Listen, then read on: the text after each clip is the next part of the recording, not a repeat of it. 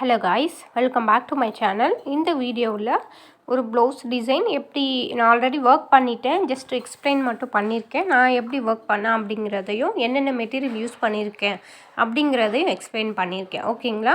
இப்போ ரொம்ப ட்ரெண்டிங்காக போயிட்டுருக்க டிசைன் சொல்ல முடியாது, நெக் பேட்டர்ன். ஓகேங்களா? இந்த மாதிரி நெக் பேட்டர்ன் வந்து ரொம்ப ட்ரெண்டிங்காக போயிட்டுருக்கு. இந்த மாதிரி பேக் சைடு வந்து ஓப்பன் வச்சுட்டு அதுக்கு மேலே வந்து இந்த ஹேங்கிங்ஸ் வைக்கிறது, இந்த மாதிரி நிறைய டிசைன் பண்ணி போடுறாங்க.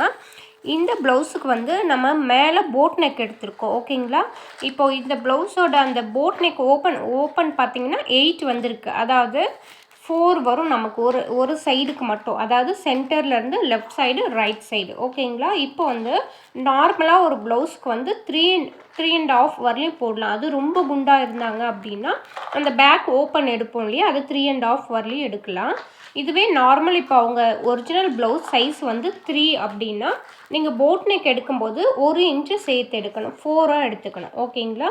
அப்போ டோட்டல் அளவு பார்த்திங்கன்னா 4x2 அப்படின்னா 8 வரும் நமக்கு. பாருங்கள், இப்போ சென்டர் வச்சு காட்டுறேன் இல்லையா, இப்போ லெஃப்ட் சைடு 4 ப்ளஸ் அந்த சென்டர்லேருந்து ரைட் சைடு 4, இந்த மாதிரி எடுத்து நீங்கள் ஃபஸ்ட்டு மார்க் பண்ணிக்கிறோம்.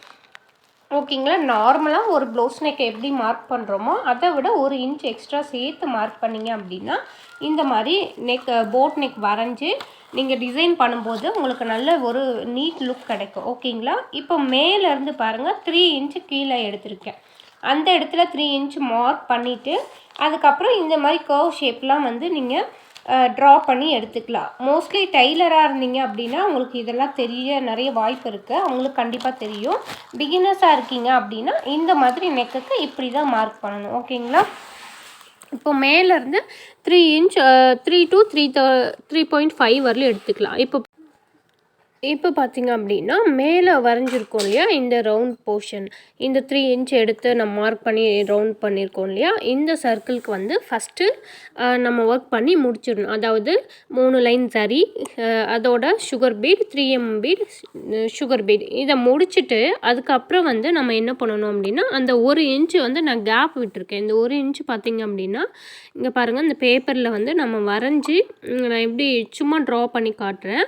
இப்போ இந்த கேப் அளவுக்கு 1 இன்ச்சு நம்ம கேப் விட்டுருப்போம். அந்த இடத்துல வந்து கிளாத் அப்படியே இருக்கும்.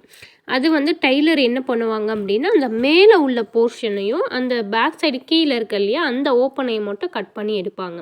ஸோ அதுக்கு வந்து நமக்கு 1 இன்ச் இந்த மாதிரி விட்டுட்டு அதுக்கு கீழே பாக்ஸ் ஷேப் மாதிரி இந்த ஷேப் வருது இல்லையா, இந்த ஷேப்பில் வந்து ரெண்டாவதாக நம்ம ஒர்க் பண்ணி எடுத்துட்டு ஒர்க் பண்ணதுக்கப்புறம் தான் வந்து அந்த சென்டர் 1 இன்ச்சு விட்டோம் இல்லையா, அந்த இடத்துல நம்ம ஒர்க் பண்ண போகிறோம். இப்போது 3 லைன்ஸ் சரி கொடுக்க போகிறேன்.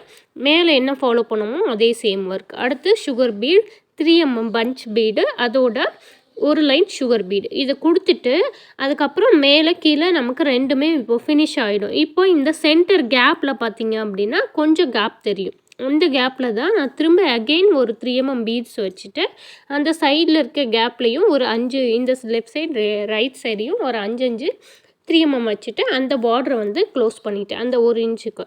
அடுத்து பார்த்திங்க அப்படின்னா இந்த மாதிரி இது வந்து கட்டிங்கில் வர திலகம் ஷேப் ஸ்டோனு. இது கொஞ்சம் ஒரு கில்டர் எஃபெக்டில் இருக்கும், அதாவது ஒரு ஷைனிங் லுக்கில் இருக்கும். இந்த ஸ்டோன்ஸ் வந்து நான் அங்கங்கே ஃபிக்ஸ் பண்ணிவிட்டு அதுக்கு இந்த ஸ்டோன்ஸ்க்கு மேலே வந்து சுகர் பீட் வச்சு பக்கத்துலேயே வந்து ஒரு 3mm 3 சுகர் பீட், ஒரு 3mm இந்த மாதிரி ஒர்க் பண்ணி எடுத்திருக்கேன். ஓகேங்களா? இந்த ஒரு ஸ்டோனுக்கும் இன்னொரு ஸ்டோனுக்கும் உள்ள கேப் பார்த்திங்கன்னா மினிமம் ஒரு 1/2 இன்ச்சுக்குள்ளே தான் வரும். அந்த மெஷர்மெண்ட் வச்சு தான் இந்த மாதிரி நான் ஒர்க் பண்ணி எடுத்திருக்கேன். இது ரொம்ப ஒரு சிம்பிளான ஒர்க், ஈஸியான ஒர்க்கு. பட் நீங்கள் ஸ்டிச் பண்ணி போடும்போது உங்களுக்கு ரொம்ப ஒரு கிராண்ட் லுக் கொடுக்கும்.